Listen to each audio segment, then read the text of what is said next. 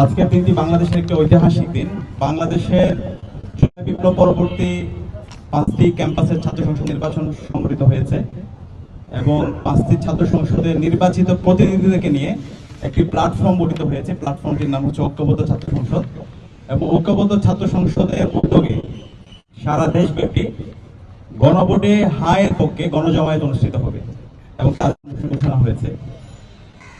12 ফেব্রুয়ারি যে নির্বাচন হচ্ছে সেই নির্বাচনে বাংলাদেশের মুক্তিকামী ছাত্র জনতা ইতিমধ্যে সিদ্ধান্ত নিয়েছে। প্রথম যে শিলটি মারবে সেটি হচ্ছে গণভোটে হায়ের পক্ষে সিল, এবং হা মানে হলো আজাদি, না মানে হলো গোলামি। বাংলাদেশের গত 54 বছরে আমরা যে গোলামির মধ্যে দিয়ে গিয়েছি এবং গত 16 বছরে যে ফেসিবাদী কাঠামোর মধ্যে দিয়ে গিয়েছি সেই ফেসিবাদী কাঠামো আমরা আর দেখতে চাই না। আর এই ফেসিবাদী কাঠামোকে সমূল উৎপাদন করার জন্য জুলাই বিপ্লবে আমাদের 2000 ভাই বোনরা জীবন দিয়েছে, আমাদের 40,000 ভাই বোনরা কাজী হয়েছে এবং সর্বশেষ আমাদের আধিপত্যবাদের বিরুদ্ধে, আগ্রাসনের বিরুদ্ধে যিনি কথা বলেছেন, ইনসাফের পক্ষে কথা বলতে গিয়ে যিনি জীবন দিয়েছেন, শহীদ ওসমান হাদি, তার সারাটা জীবনে লড়াই ছিল এই ইনসাফের পক্ষে, গণভোটে হায়ের পক্ষে। তো এই গণভোটের হা ক্যাম্পেইনকে আরো জোরালোভাবে সারা দেশে ছড়িয়ে দেওয়ার জন্য, সর্বস্তরের মানুষদেরকে এখানে সম্পৃক্ত করার জন্য আমরা আগামীকাল থেকে বিভাগীয় গণজমায়েত শুরু করছি।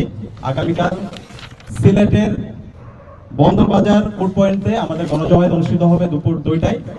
আমরা এই গণজমায়েতে সকল ফেসিবাদ বিরোধী রাজনৈতিক দলগুলোকে দাওয়াত দিয়েছি এবং ওখানকার যত সামাজিক এবং স্বেচ্ছাসেবী সংগঠন আছে তাদেরকে দাওয়াত দিয়েছি, ইমামদেরকে দাওয়াত দিয়েছি, মন্দিরের পুরোহিত যারা আছে তাদেরকে দাওয়াত দেওয়া হয়েছে, প্রেস ক্লাবের সভাপতিকে দাওয়াত দিয়েছি, শিল্পকলা একাডেমি, ক্রীড়া সংস্থা, শ্রমিক সমাজের যারা প্রতিনিধি আছে তাদেরকে দাওয়াত দেওয়া হয়েছে, শিক্ষক, ডাক্তার সহ বিভিন্ন পেশাজীবীর শ্রেণীর প্রতিনিধি যারা আছে তাদেরকে দাওয়াত দেওয়া হয়েছে।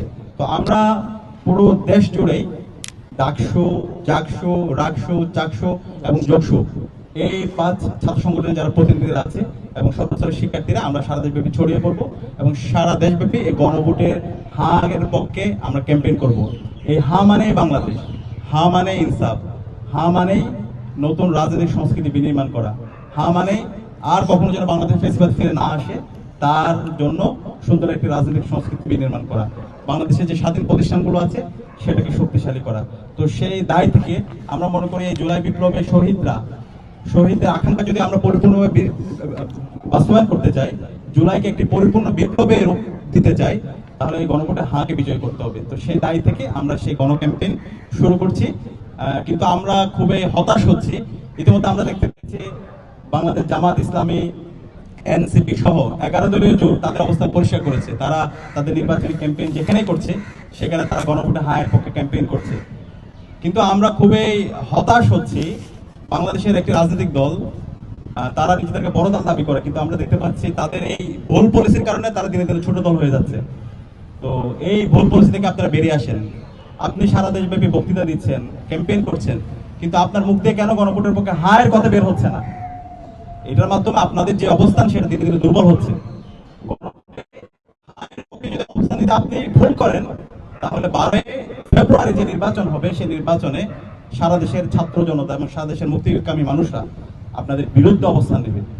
এখনই আপনাদের সময় আছে। আমরা যেই গণজমায়েত করছি হায়ের পক্ষে, আমরা বিএনপিকে দাওয়াত দিয়েছি, বাংলাদেশ জামাত ইসলামীকে দাওয়াত দিয়েছি, এনসিপিকে দাওয়াত দিয়েছি, সবাইকে দাওয়াত দিচ্ছি এবং সকল রাজনৈতিক দলগুলোকে দাওয়াত দিচ্ছি। আমরা আশা করবো তারা আসবে এবং এই গণজমায়েতগুলোতে তাদের অবস্থান পরিষ্কার করবে।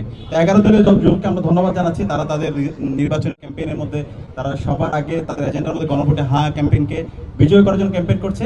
আমরা আশা করবো খুব দ্রুতই বিএনপি এবং তারেক রহমান তাদের অবস্থান পরিষ্কার করবে এবং ছাত্র জনতার পক্ষ থেকে আমরা সারা দেশের ছাত্র জনতাকে সাথে নিয়ে আমরা এই গণভোটে হাকে বিজয় করার জন্য আমাদের এই ক্যাম্পেইন জারি রাখবো।